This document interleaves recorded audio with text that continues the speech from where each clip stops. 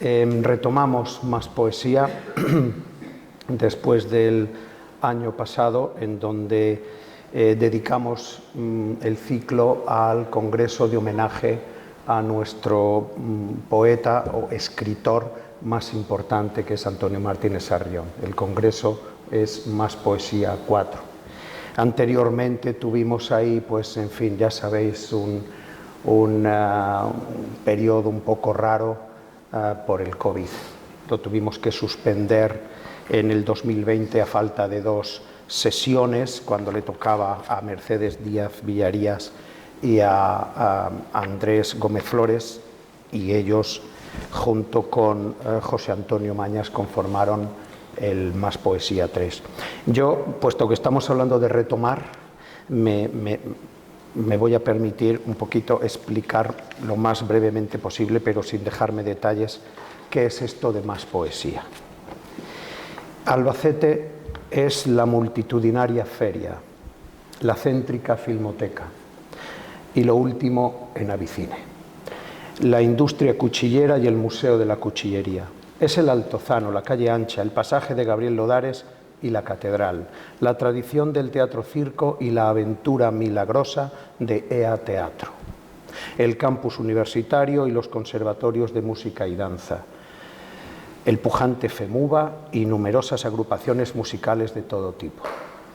Es el Instituto de Estudios Albacetenses, el Museo Arqueológico Benjamín Palencia, la Bienal de Pintura y un hervidero de artistas plásticos.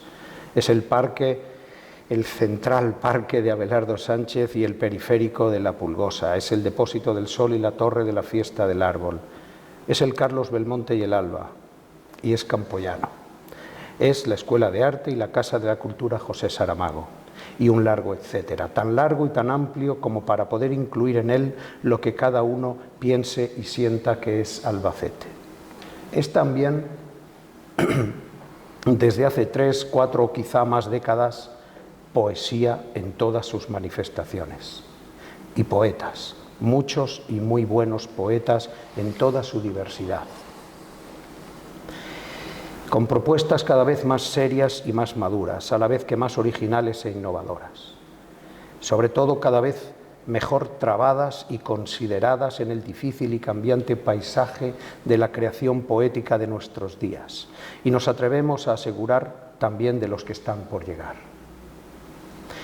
En el texto introductorio a la antología El peligro y el sueño, la Escuela Poética de Albacete 2000-2016, publicado en Celia en 2016, bajo el título Territorios para una poesía del siglo XXI, Andrés García Cerdán explica y detalla de modo inmejorable, por didáctico, respetuoso y completo, parte de este fenómeno.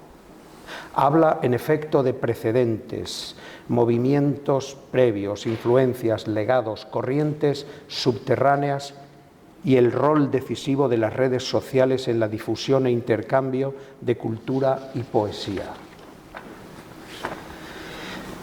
Pero esta selección de 28 poetas y casi 300 poemas, de momento la penúltima de tantas, al igual que la antología poética de autores albacetenses de José Manuel Martínez Cano, del ya remoto 1983, no menos representativa de su época y con la que coincide en 6 nombres, se ciñe, y no es poco, a la poesía discursiva al uso, es decir, la que está escrita para ser leída. Y solo con esto ya se justificaría sobradamente una muestra como Más Poesía. Pero hay, sin embargo, y desde hace mucho tiempo, otras propuestas no tan puramente literarias, que consideramos también poesía.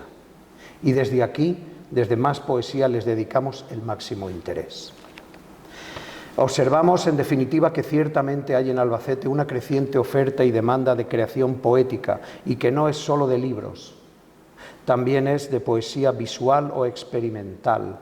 Hay foto y videopoesía, performances y poetry slams, y haikus, que unos dicen que es poesía y otros que no. Y más cosas que no sabemos cómo se llaman o que aún no tienen nombre, y otras que van a llegar pronto porque se están cociendo ahora. Más Poesía es una de las consecuencias lógicas e inevitables de que haya más poesía y más variada y más autores y artistas en nuestro entorno, en nuestras calles, nuestros bares, nuestras aulas, bibliotecas, escenarios, programaciones culturales, instituciones, redes sociales, publicaciones. Más poesía es la ola que sucede a este afán que no decae y al que asistimos con asombro y admiración. Por aquí queremos que pasen todos y todas a decir sus textos, a exponer sus obras y sus teorías, a presentar sus voces y sus imágenes, a proyectar su memoria, a no dar nada por sabido, a hacer que sigamos creyendo que todo puede ser siempre nuevo, más hermoso y mejor. En este sentido, quiero recordar que en las sucesivas ediciones de Más Poesía han pasado ya Carmina García Palacios y Manuela Martínez Romero, que son las directoras de La Lata, que es una revista de poesía objetual, el editor y poeta Pedro Gascón, Ana Martínez Castillo, también poeta y editora, Juan Carlos Gea. Ha pasado Toñi Sánchez Verdejo a hablar de haikus, Hernán Talavera, videopoeta, David Sarrión, Lucía Plaza, Mercedes Díaz Villarías, Andrés Gómez Flores, José Eugenio Mañas, poeta visual. Y hoy empezamos con un enorme poeta, que tengo el lujo, el privilegio y el gusto de presentar, que se llama Luis Martínez Falero. Es licenciado en Filología Hispánica por la UNED y doctor en Teoría de la Literatura y Lingüística por la Universidad Complutense de Madrid. Es funcionario de carrera en excedencia en el Cuerpo de Profesores de Secundaria y es profesor titular de la Universidad del Departamento de Lengua Española y Teoría de la Literatura de la Facultad de Filología de la Universidad Complutense de Madrid. En 1988 éramos muy jóvenes, Luis, muy jóvenes. Ganó el Premio Platero de Poesía concedido por la ONU en Ginebra por su libro Memoria del Destierro. En el 97 ganó el Premio Adonais por un libro excelso que se titula Plenitud de la Materia. En 2011 ganó el Premio Hispanoamericano de Poesía Juan Ramón Jiménez por Fundido en Blanco. Publicó también los poemarios Teoría de la Devastación y Palimpsestos. Tengo que decir que en estos dos últimos libros compartimos editoriales, junto con algunos compañeros más que están por aquí. También ha publicado poemas en revistas españolas e hispanoamericanas, estando incluido en varias antologías. Y en el terreno de la filología tiene también varios libros y ha publicado diversos artículos en revistas especializadas.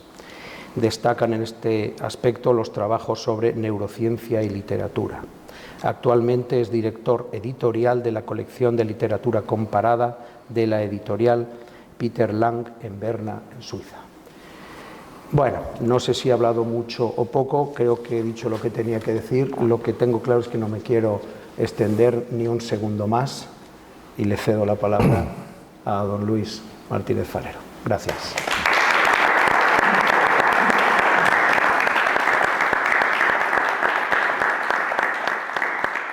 Me toca. Buenas tardes. Lo de poeta enorme lo dice porque mido 1,83, no por otra cosa. Es decir, que no crean que es por otra cuestión. Y lo demás es trabajo. Cuando yo acababa filología, un profesor de la UNED de Madrid me dijo: tú tienes dos trabajos. Uno, demostrar que habiendo estudiado filología sirves para algo, y otra, que siendo de Albacete también sirves para algo. Y esa ha sido la empresa a lo largo de mi vida, ¿no? Intentar demostrar que, siendo filólogo y de Albacete, podía hacer cosas. Bien, la verdad es que yo concibo la poesía como una confidencia, entonces me parece que estoy en el marco ideal para ello. Aparte de eso, excepto algunas caras que no conozco, pero que espero conocer cuando acabe la lectura, tengo magníficos poetas frente a mí, por tanto me tiemblan un mal las rodillas que antes de entrar aquí. Arturo, Javier, León, Nicasio y algún otro que se me escape, que me disculpe, pero han sido compañeros de camino y referentes durante muchos años. Con Javier empecé, precisamente este libro arranca con un poema escrito a medias con él, y en cierta medida esta lectura, que tiene como objetivo un recorrido, he hecho un recorrido por los diferentes libros. En los premios, lo de menos, lo interesante es cuando llega uno y lee la cara que pone el público. Un premio es una llamada de atención, pero nada más. Luego viene la lectura y ahí es donde de verdad es donde el libro tiene que merecer la pena. Entonces, Javier sabe que este libro está lleno de sonetos, ¿no? Tiene varios sonetos. Aquella época en que yo escribía sonetos como si no supiera escribir otra cosa. Y voy a empezar con uno, en recuerdo de aquellos tiempos, que es Desnudo de mujer ante un espejo, bosquejo para un cuadro. Esa hermosa mujer frente al espejo contempla quietamente su figura, la duna de su vientre y su cintura cóncava plenitud en el reflejo. Hiere el cabello el rostro. En el bosquejo sombras y luces juegan, su hermosura van tejiendo. Mortal arquitectura donde anidó el amor, donde en cortejo hubo caricias, bocas sin sentido, manos ciñendo firmes su contorno, bronce y marfil unidos en hoguera. Su bello rostro, escorzo hacia el olvido, vuelve al cristal, aguarda algún retorno. El tiempo se adueñó de su quimera. Estos son los 20 años. Más o menos por esa época es el libro que publiqué en la Diputación de Albacete, también con un diseño magnífico, y que supongo que a algunos de los presentes les resultará familiar, el diseño digo. Y de aquí voy a leer un poema, son poemas donde intenté experimentar con el desarrollo del verso hasta dónde podía llegar. Dice la tradición poética desde los griegos que un verso tiene la duración de una alentada, es decir, de lo que se puede pronunciar con un solo golpe de aliento. Y yo probé a ver cuánto daba de sí aquel aliento. Entonces son versos muy largos y de esa época voy a leer Territorio abolido. Empieza con una cita de Álvaro Valverde que dice: en la amistad oscura del lugar devastado, la memoria conserva la mirada perdida de rumbrosos objetos en hermoso desorden. En la estancia desierta queda aroma naufragio en los rincones. De los severos muros cuelgan retratos de seres que tal vez habitaron dichosos este espacio de sombra. La mirada se pierde en el largo pasillo que conduce a la noche y en letargo reposan libros que devoran ratones lentamente, viejas litografías que la humedad corroe con parsimonia. He querido escuchar una conversación interrumpida por el llanto de un niño y las notas de un piano iniciando un scherzo. Mas retorna el silencio como vuelve la misma luz cada mañana a iluminar los rostros de los antepasados que silentes contemplan el transcurrir constante de la muerte entre estos cuatro muros.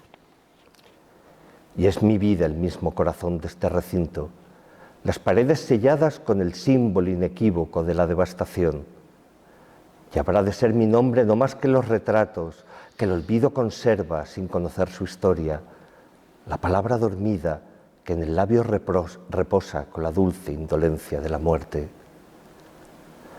Y es el tiempo, el oscuro oficiante de este rito, quien destrona la tarde y posa en los jirones de brocados antiguos la mirada. El paso se detiene en el jardín. Los ojos aún retienen la imagen de la sombra. ¿Acaso fuera hermoso permanecer cercado por la herrumbre del ocaso que muere? El siguiente libro fue el Adonais, del que se escindió Palimpsestos antes de nada. Entonces, de él voy a leer el poema que le da título, es un poema extenso. Aquí probé lo contrario, en lugar de la longitud del verso, cuánto era capaz de dar de sí el poema. Entonces son poemas muy largos. Aparte, el Adonais pedía 700.000 versos. Yo siempre he escrito poemas breves y dije, bueno, voy a estar media vida escribiendo poemas. Cuando llegue el momento no voy a tener la edad ya de presentarme, porque tiene una edad limitada, me parece que son 35 años. Y empecé a desarrollar los poemas, a ver qué pasaba. Y en efecto, salieron poemas muy largos, y este es precisamente el que da el título al libro, Plenitud de la materia, y el que me dio el Adonais. Parece ser que había un empate, y Luis Jiménez Martos se levantó, leyó este poema y decantó en mi favor el premio. Eso me lo contaron luego en la entrega de premios. Plenitud de la materia. Empieza con una cita de Wagner, de Tristán e Isolda. Es el final cuando ya está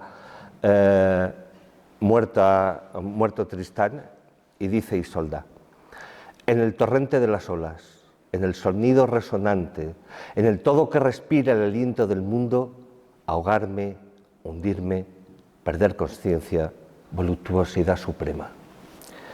Es evidente que la plenitud de la materia es el momento de su declive, como la fruta, ¿no? La fruta, cuando madura, es ya cuando ha empezado ya su proceso de descomposición.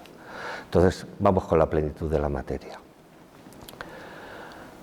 Abrazar en la tierra la plenitud del astro, fundirse en ella para ser tierra al fin, sin retorno y sin nombre, tierra de la hondonada más sombría, en donde el tiempo acecha con crepitar de incendio, en la carne asilada por su naturaleza. Y aquí la maldición que pronuncia la noche, y aquí el sometimiento a su ley escrita en cada gesto, en cada despertar del cuerpo a un nuevo día, en que sabes la sombra acechar desde el fondo de tu propio reflejo, de la costumbre acaso de morir cada instante en un sueño sin alba. Y llegará el momento que la materia arribe a su culminación, con los miembros ya fríos, la mirada perdida en el lento horizonte que las aguas le marcan. Y habrá de ser entonces cuando sepas que has hallado el secreto de tanta inexistencia, el fruto que ha alcanzado la sustancia del mundo. Será quizá la noche. Tus labios besarán la nada y su contorno, tus ojos serán nada, verán nada, tus dedos tocarán la piel de su silencio, la forma del olvido, el vacío erguido ante tu rostro, la nada que tú eres. Y desconoces cuándo y cómo este proceso culminará tu historia, qué tiniebla o qué luz te cegará por siempre, qué dolor o qué dicha sepultará toda memoria de los tuyos.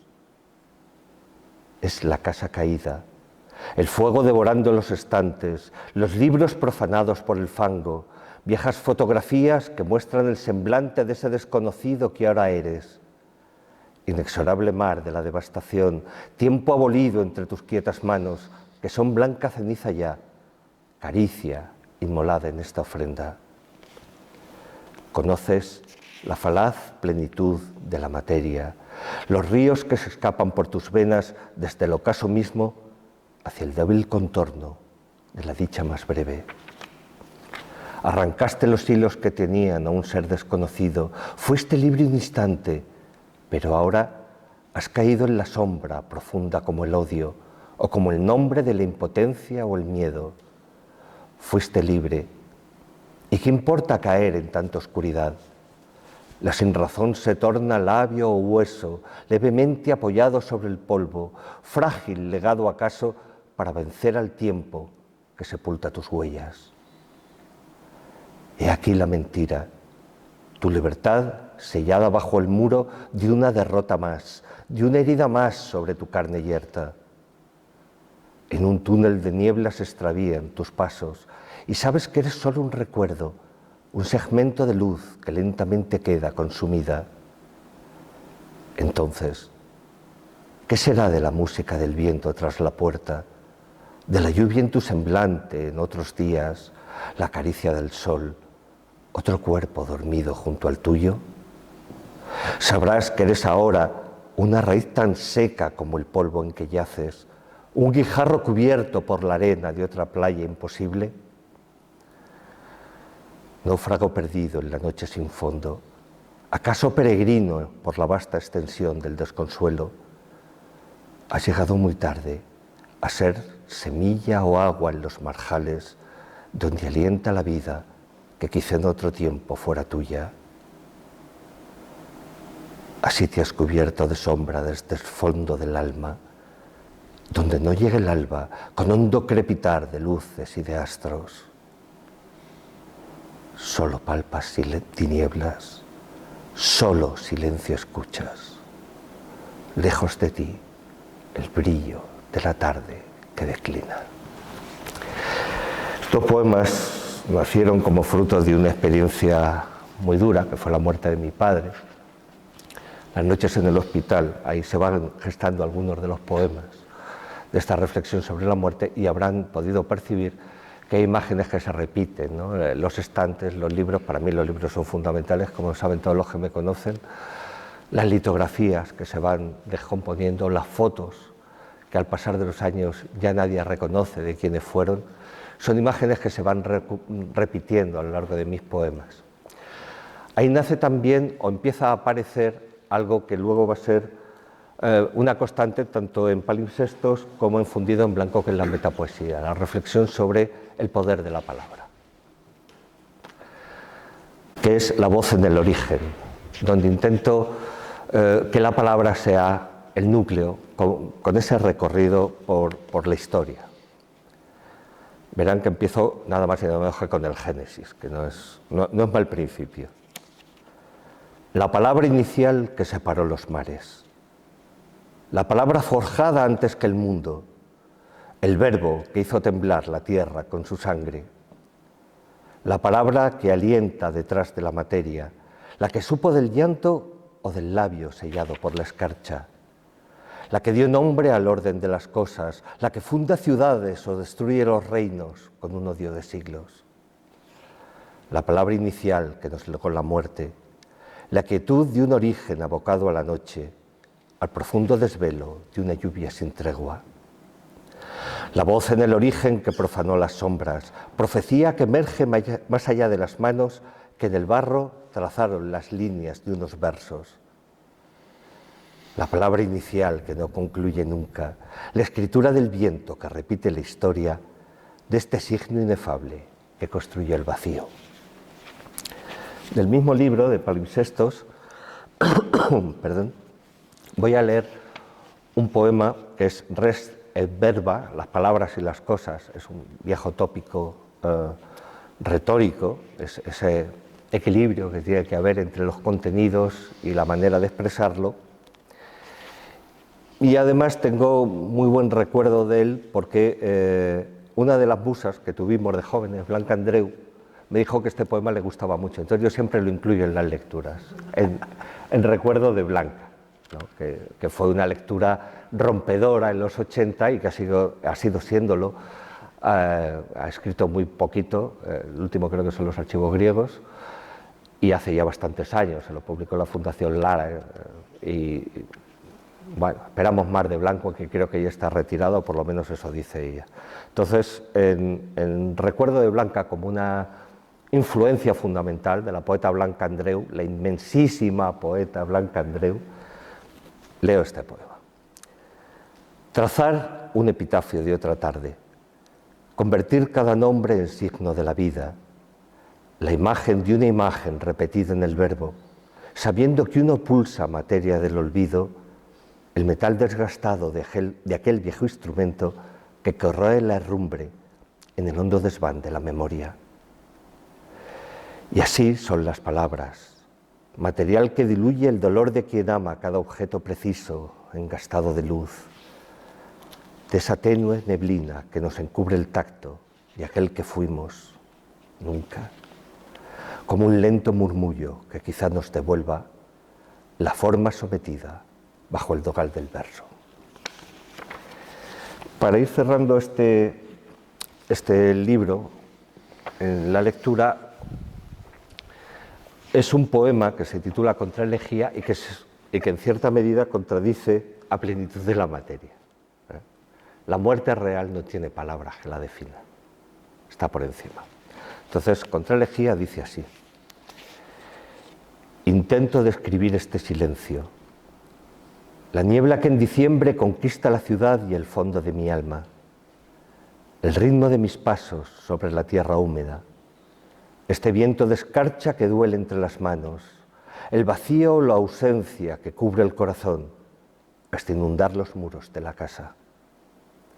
Pretendo describir este letargo de páginas y objetos detenidos al borde de un instante, sin que el tacto resbale en su contorno, sin que la voz deforme el desconsuelo. Demasiadas palabras para hablar de la muerte.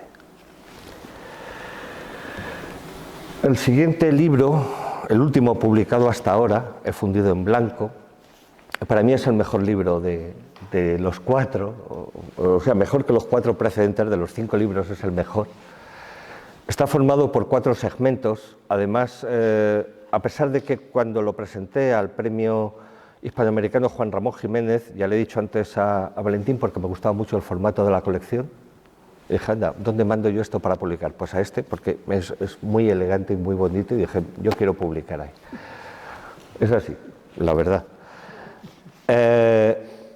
Pedí que, aunque en el premio aparecía un índice con los poemas, eso facilita siempre la tarea del jurado si quiere buscar algo, releer algo, que fueran solo los segmentos, la parte 1 con sus títulos respectivos, pero sin indicar poemas porque forman bloques compactos. Aún así, yo hoy, esta tarde, voy a hacer algo que contradice ese planteamiento, que es leer poemas aislados. Sobre todo vamos a encontrar memoria y poesía, y metapoesía, menos existencial y menos amorosa que en otros libros. Primer sonido de la noche. Alguien roza el silencio para evitar la muerte, pronuncia lo que ama y sabe que no es más que un espejismo. Así la voz es la deriva de una ausencia, una imagen que anuncia el vacío o el rostro de la hora final que se consume. Memoria de un abismo es la palabra. El siguiente poema es el que cierra la primera parte, la metapoesía, digo, como ya he dicho, luego viene la memoria y cierra también con metapoesía. Este poema empezó a nacer cuando yo era profesor de secundaria, aprobé en la Comunidad Valenciana y estuve en Alicante un par de añitos. Luego estuve en Albacete, echaba yo de menos la tierra. Y por las mañanas tenía que hacer transbordo de un autobús en la playa de la Albufereta. Parece que estoy contando aquello que Pepe Jorquera siempre decía que no había que hacer. Yo voy por la calle, tropiezo y escribo un poema. No tengo que explicar por qué he escrito el poema, ¿no? El tropezón me lo puedo saltar. Bueno, pero es que todas las mañanas veía amanecer en el Mediterráneo. En aquella parada del autobús donde tenía que hacer el transbordo veía amanecer. Y ese mar blanco que se movía levemente y que parecía una página. Y ahí es donde nace este poema. No es esta luz la que mis ojos buscan. Es este gris que nos trae el viento de levante cuando cae la lluvia con fuerza sobre el mar. Es esta claridad primera y última del día, la que escribe en las aguas como página en blanco y deja suspendida la memoria en ese solo instante más puro que un recuerdo. Y así morir, fundido en este blanco que me ciega. De la sección ya de recuerdos, voy a leer un poema que se titula Nefta. Nefta es una de las ciudades sagradas del sufismo, de esos poetas heterodoxos árabes. Los árabes ortodoxos los tienen como auténticos locos y que forman parte de la tradición más importante también de la literatura en la península, ¿no? Los poetas sufíes como Ibn Arabi de Murcia, en la Edad Media y otros cuantos, los sufíes han seguido ya fuera de la península, han seguido en el mundo árabe, muchos de ellos exiliados en Reino Unido o en Francia, y es en esa visita a Nefta y esa visión de una de las patrias, de esa poesía profunda, ¿no? Donde, por ejemplo, se puede alcanzar a Dios mediante la contemplación de una copa de vino, sabemos que los musulmanes no pueden beber, pero a través de la belleza del rojo del vino se alcanza la belleza de los ojos de la mujer amada y a través de los ojos de la mujer amada se alcanza a Dios. Me parece verdaderamente portentoso el proceso, la verdad. Yo, si hubiera sido musulmán, me hubiera hecho sufí y ahora estaría exiliado en Londres, hubiera necesitado clases de mi colega Valentín, pero yo hubiera hecho poesía sufí, vamos, de todas. Entonces, Nefta. Nada se dijo nunca, o todo estaba dicho ya desde el principio, pues la palabra solo existe en la palabra. Todo comienza en ti y en ti todo termina. Nada sin la palabra exacta que lo nombre. Al ritmo de tu voz, escribiré tu nombre sobre piel de gacela.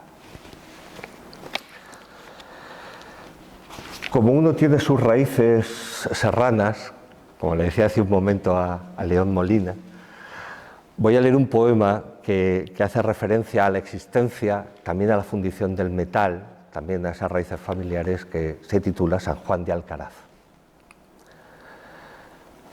Obviamente mis raíces están en Riopar. Esquirlas de metal o arenas calcinadas, el fuego que moldea el contorno del mundo.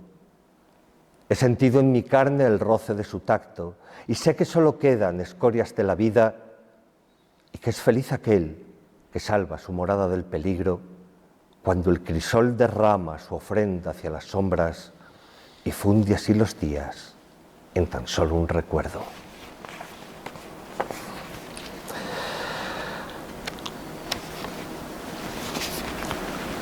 Mi hijo mayor vino de la India, ya no vienen los niños de París, este en concreto vino de la India, y allí un viaje más largo, la cigüeña tuvo que hacer sin duda escalas porque no llegué en un solo vuelo.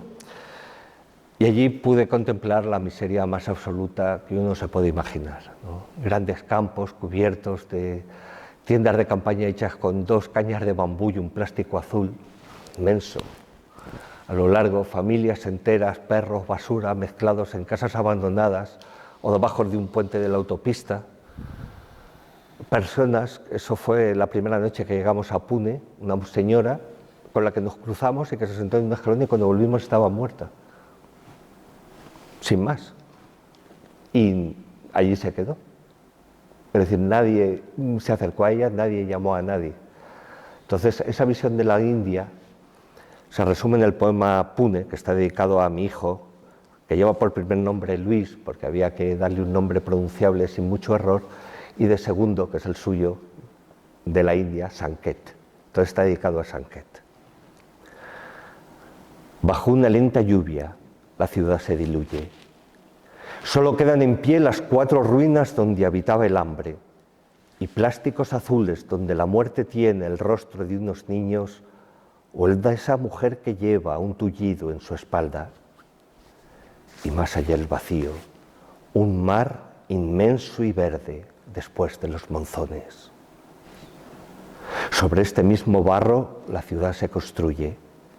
Levanta sus bazares, sus calles y sus templos, mientras la luz se escapa siguiendo un espejismo. Y alguien contempla el límite que separa la vida de la muerte.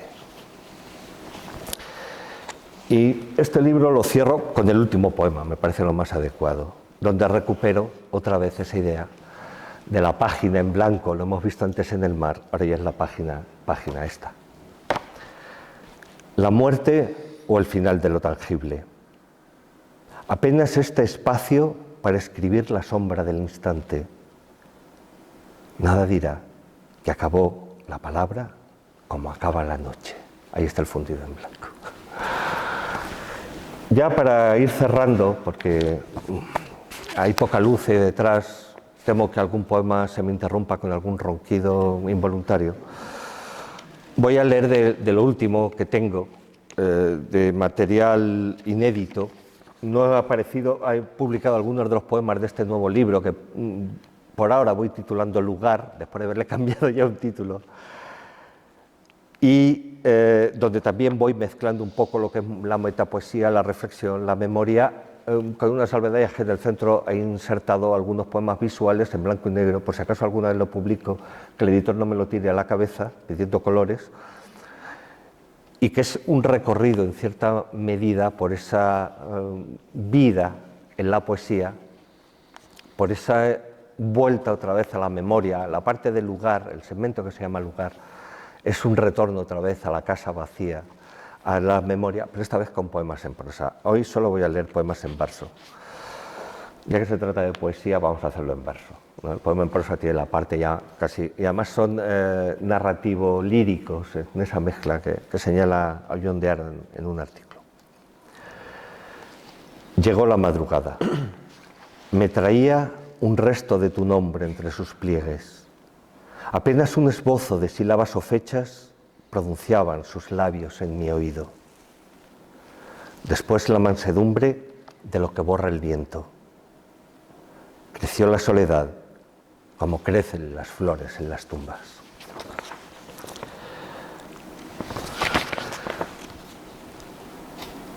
Son poemas cortitos. Como ven, ya no hago aquello del premio Adonais. Me he vuelto más... Así además ahorro tinta, que siempre viene bien. Estos pertenecen a una parte final del libro, no me he traído ninguno de lugar, donde se van mezclando temas. Los pájaros del olvido vienen a visitarme. Con sus picos abiertos beben la luz entre tus manos. Caen sus plumas de óxido con sonido de voces que se pierden, retazos de la madre que lloraba en silencio, el padre que partía con las luces del alba. Vuelan enloquecidos golpeando los muros hasta sangrar despacio la memoria. Bueno, como no he leído hoy poemas de amor, hay varios, por ejemplo, en Plenitud de la materia, y alguno, pero era muy extenso y lo he evitado. Voy a leer un poema de amor que obviamente se lo voy a dedicar a quien me ha acompañado durante muchos años, y no voy a decir su nombre, que le da mucha vergüenza, entonces lo dejo ahí. Dime que Babel fue un sueño y que hablamos el mismo idioma extraño todavía, con que supimos juntos que ya solo gotas gemelas éramos de un vino antiguo, liberado por la mano secreta del deseo. Apenas si palabras quedan en el fondo de la crátera abierta de los días, y el versículo mudo de un profeta asilado en tus ojos para siempre. Para que vean que también se hacen poemas de amor. Este pertenece precisamente a la parte del lugar que voy a leer ahora. Habla del paso del tiempo, obviamente, que es uno de mis temas recurrentes, como ya han podido ver. Que hay una lluvia lenta en los tejados como metal fundido, desciende por los muros, el tiempo, como una sola gota de mercurio, marca el límite del sueño o el letargo de algún silencio antiguo, y sabe que no existe más que un gesto de caída, que hay una lluvia lenta en la memoria. Su sonido retumba en los tejados de las casas. Y ya para cerrar, voy a tomar un tema literario, bueno, literario bíblico, el Vanitas Vanitatum, Vanitas Vanitatum de Omnia Vanitas, que es el principio de la Eclesiastes, la vanidad, que es al fin y al cabo también uno de los grandes temas barrocos, la vanitas, ¿no? Esos cuadros con calaveras, libros que se están ya amarilleando, cuadros que se están descolgando, etcétera, etcétera. Y que al fin y al cabo, omnia vanitas, todo es vanidad. Voy con él. Vanitas. Dices que la verdad solo es la muerte y miras al vacío con tus ojos de memoria. A veces sueñas ese tiempo que no ha llegado aún, pero tus manos tocan la certeza o olvido de sus surcos de herrumbre. Trazas la eternidad en ese verso efímero del mundo. Muchas gracias.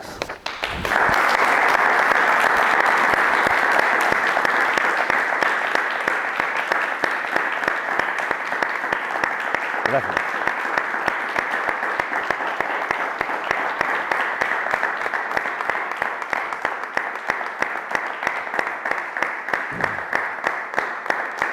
Muchas gracias. Muy bien, Luis, muchísimas gracias. Es costumbre dedicar unos minutos, los que haga falta. Hasta que el hambre apriete.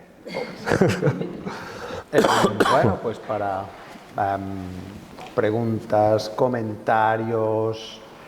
Sponsor para el libro este. Lo más importante, lo más útil. Entonces, cualquier comentario, cualquier, bueno, petición, no sé. ¿Dudas? Si no es así... Vamos a romper un poquito el hielo, sí, porque habrá que intervenir de alguna manera, ¿no? Hombre, Javier, por supuesto, para eso estamos. Adelante, Javier. Me ha encantado lo que has leído, Luis. Me parece una selección que has hecho muy bella de tu poesía. Desde aquellos comienzos, cuando crío, y que os apasionaba la literatura. Sí. Y nos íbamos allí en un tren ovejero para terminar durmiendo en un hostal de la muerte. Hostal de la muerte en la calle Atocha en Madrid. También. También. Pero bueno, sí que veo que mantienes, de alguna manera mantienes una línea muy parecida en todos tus libros. A mí eso me interesa mucho porque, bueno, pues define muy claramente lo que es el poeta y define muy claramente cómo habrías querido ir durante tu vida como escritor. Sí que me gustaría hacerte una pregunta. A lo mejor es muy extensa, pero no lo hacemos, no te pido tampoco una respuesta extensa para ella, ¿no? ¿En qué momento ves tú la poesía española reciente? Vaya. Bueno, es cierto que tengo una serie de obsesiones, como todos, ¿no?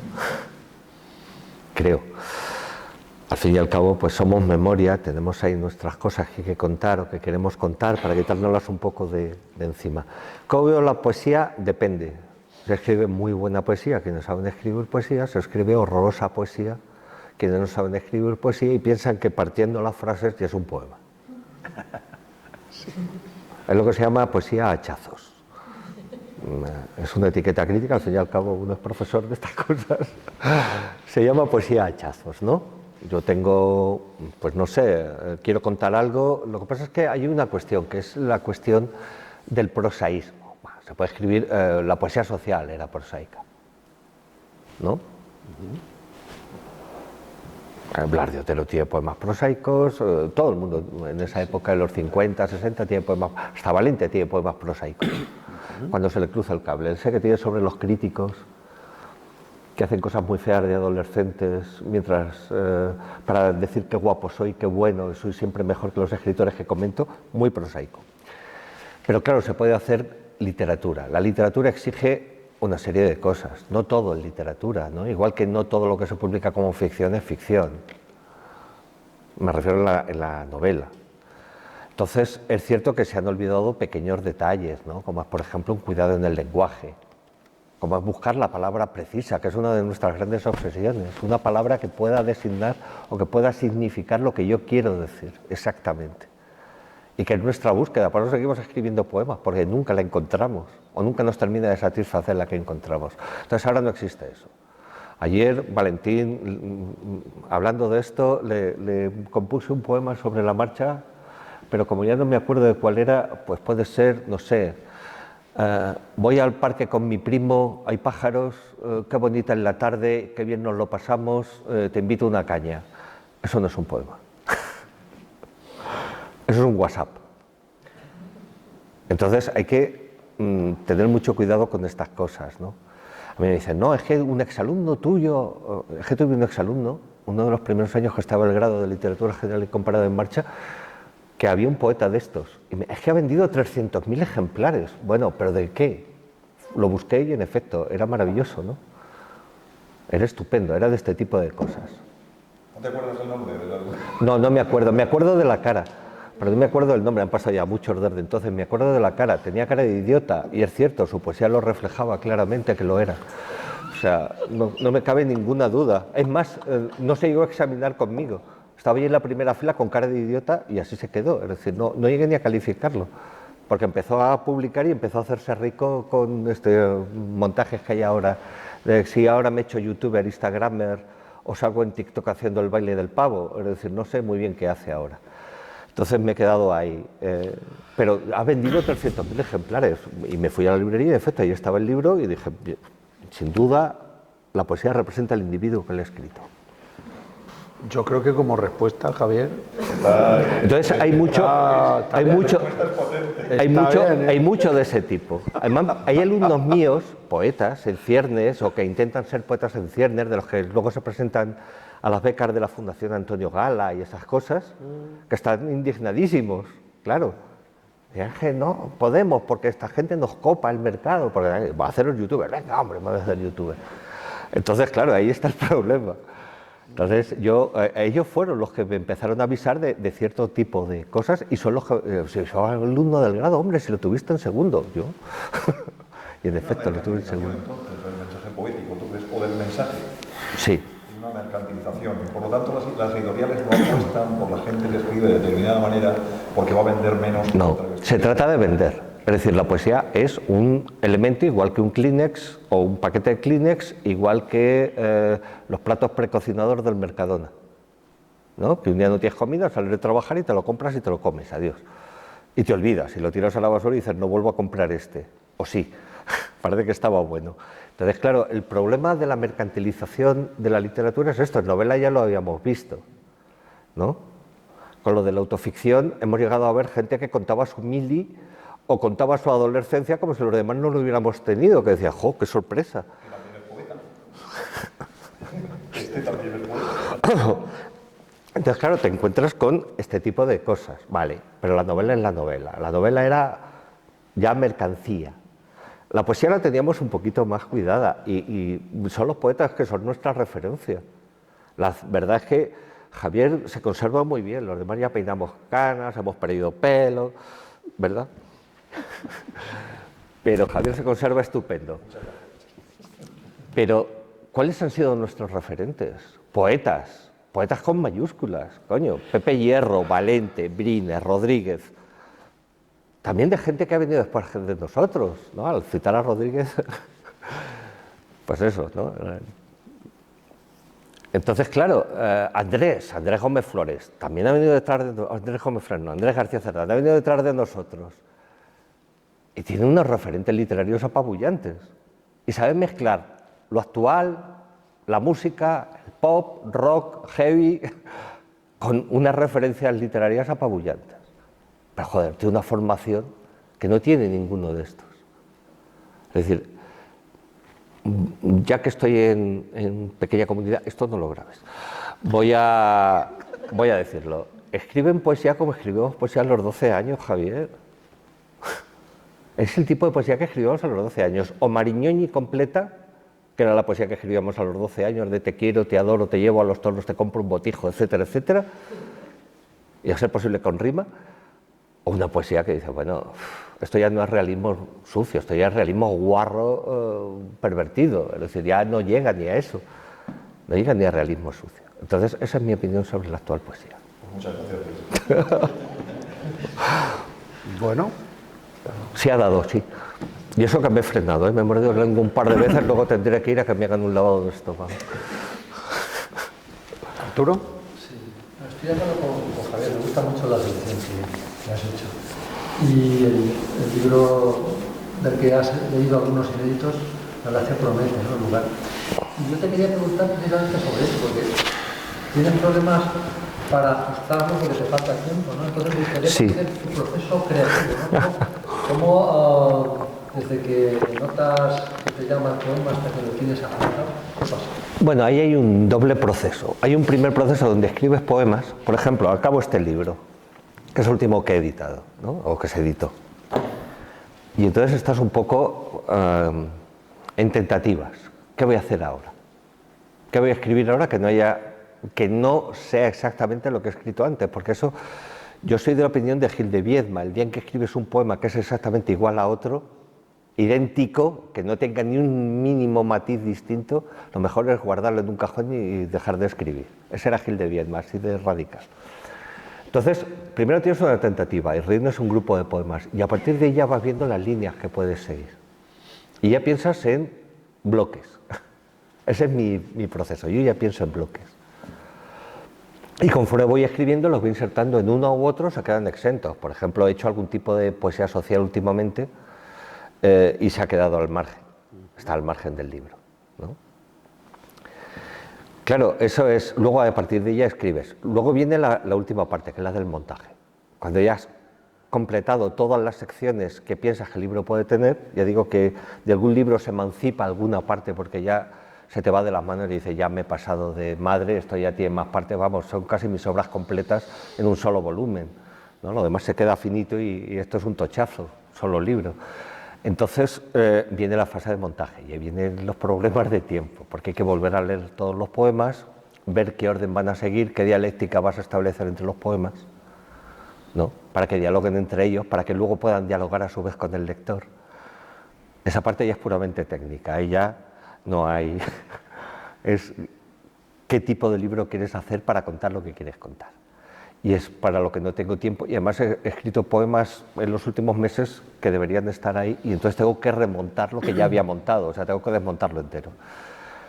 Y tampoco tengo prisa, ¿no? Como buena parte del mercado está copada por este tipo de cosa entre el rap y el eructo, que algunos llaman poesía, pues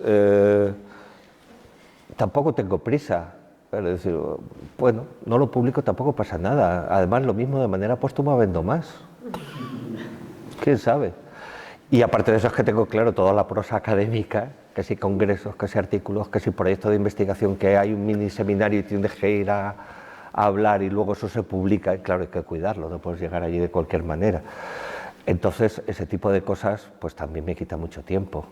Y este año la gestión en la Complutense, que es una verdadera barbaridad, ¿no? Pero bueno, si el libro es bueno, valdrá ahora o valdrá dentro de 10 años, y si es malo, pues lo tiro a la papelera cuando llegue el momento y punto, tampoco se va a perder gran cosa. ¿Alguna cuestión más? Adelante. ¿Aludidos, aludidas? Adelante.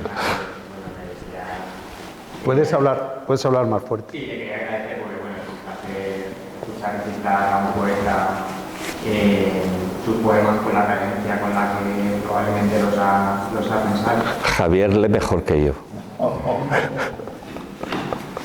Y si me permite parafrasear Sí. la parética de esta tarde, me gustaría que nos dijera que para usted la belleza, ¿cómo definiría la belleza? La belleza. La belleza.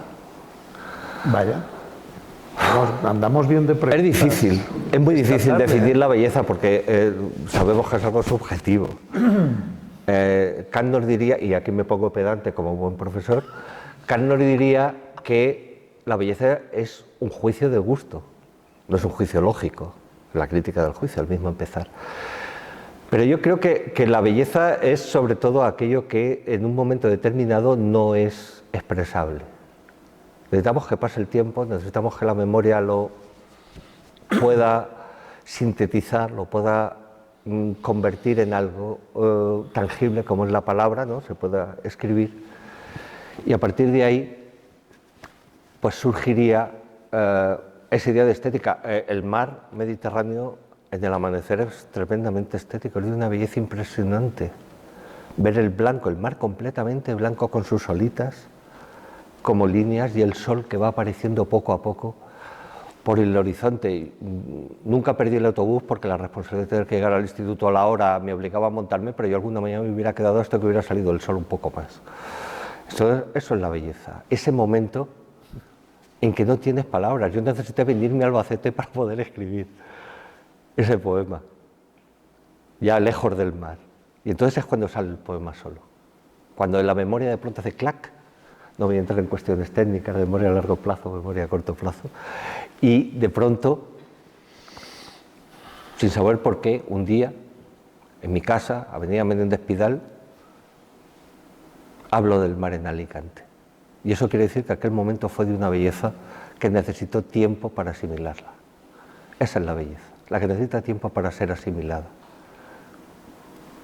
Si nos vamos a Platón, sería lo bello es bueno. Usted tiene cara de buena persona, pues valdría. Bien. Bueno, yo... Sí, claro, por Dios. Pues. Has creado aquí también una magia.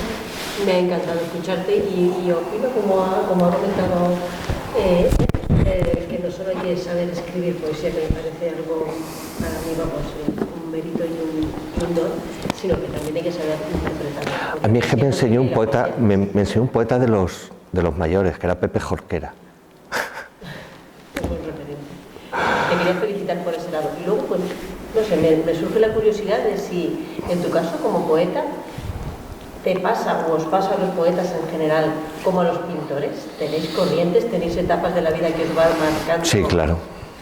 ¿Y en tu caso? ¿En qué momento? Hombre, pues temáticamente, formalmente, también bastanteando formas donde contar las cosas, también bastante, y te vas integrando en determinadas corrientes, ¿no?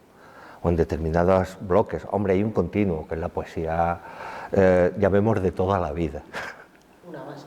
que sería la base. Pero luego se puede hacer más social, se puede hacer más realismo sucio, se puede hacer más nueva sentimentalidad. Javier la ha hecho y supongo que lo seguirá haciendo de manera magnífica. Arturo, por ejemplo, es muy reflexivo.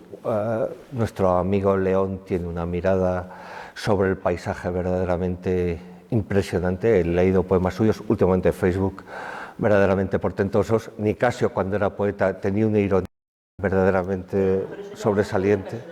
Y entonces ya tiene que ver también, sí, ¿no? y con la edad. Seguramente León no tenía esa mirada hace 40 años. Claro, igual que el tema, por ejemplo, de la muerte, la memoria, etcétera, etcétera, se va a afianzar sobre todo tras la muerte de mi padre. Que cuando te das cuenta que ya la casa no es la misma y mis tataranietos ya no sabrán quién fue mi padre ni siquiera quién fui yo. Y verán fotos, porque alguien las guardará o estarán en un disco duro o en algún sitio, ¿no? Y a quién será el idiota este o el tipo este, ¿no? Mira qué cara tenía, qué antiguo, wow, ¿no? Entonces, esa idea de que se va a borrar la memoria es una manera también es un tema constante y aparece sobre todo ahí, en esa fase. Teoría de la devastación apareció en el 95, mi padre murió en el 94, es decir, ahí también hay algún poema donde ya está, por eso esa conexión entre ese tema a lo largo de 2 o 3 libros. Entonces sí, claro, hay corrientes, algunas deleznables, otras magníficas, pero sí, la verdad es que nos solemos relacionar y lo interesante es ser un buen lector de poesía y saber disfrutar cada una de ellas. Menos la de los criaturos estos extraños, ¿no? Que son de Dios que lo disfrutes, que es difícil, ¿eh? Es que haces el esfuerzo y no, al segundo poema se te cae de las manos y estás sin leer poesía 2 meses, por indigestión, sí, no. Yo echo de menos la ironía de Nicasio.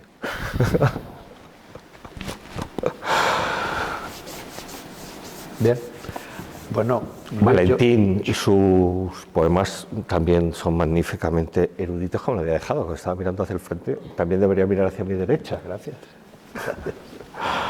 Hombre, llamarle pradera asfodea o asfodela a un libro ya requiere un conocimiento del griego para el empezar. mérito no es mío, eso es una cita de Homero. Sí, por de eso pero hay que haber leído a Homero.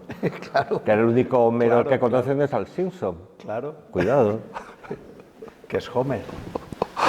Y que en Hispanoamérica se le llama Homero.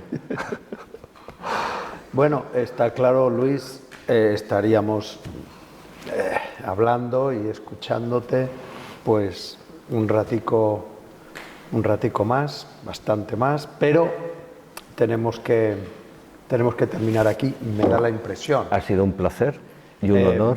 Muchísimas gracias de nuevo, las veces que haga falta.